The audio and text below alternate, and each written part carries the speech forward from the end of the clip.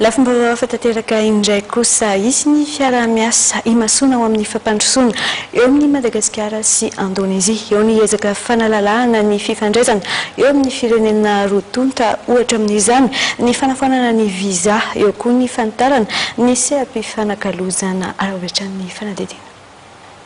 Firalahiana sy fihavanana no tiany Indonésiana avohitra amin'ny Madagasikara.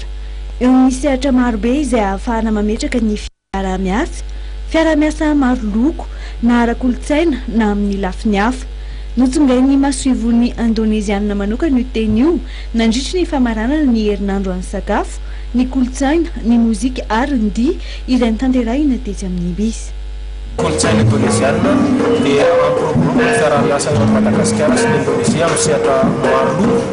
Tafiditra ao anatin'izany ny resaka fizahan-tany, ny varotra ary ny resaka ekônomia mba hahasarika ireo mpizahan-tany malagasy ny makany Indonésia ary mpizahatany indonésiana mankaty Madagasikara. Efa araky ny voalaza olembeny moa fa efa tsy misy viza intsony ho an'ny malagasy izay te hivizite amin'ny Indonésia. Malalaka raha ny fifaneraserana eo amin'ny firenena roa tonta tamin'ny alalan'ny fanafoanana ny visa makany Indonésia. Ampiroborobo ny sehatra ara-toekarena izy ireo amin'ny alalan'ny fiara-miasa eo amin'ny firenena roa tonta.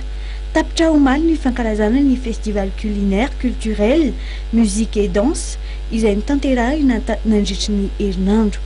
Fantatra koa fa mbola isy ny famaranana manetriketrika ny 12 ny volana avril zao eny amin'ny toeram-ponena ny masovo Indonésiana etsy Ivato.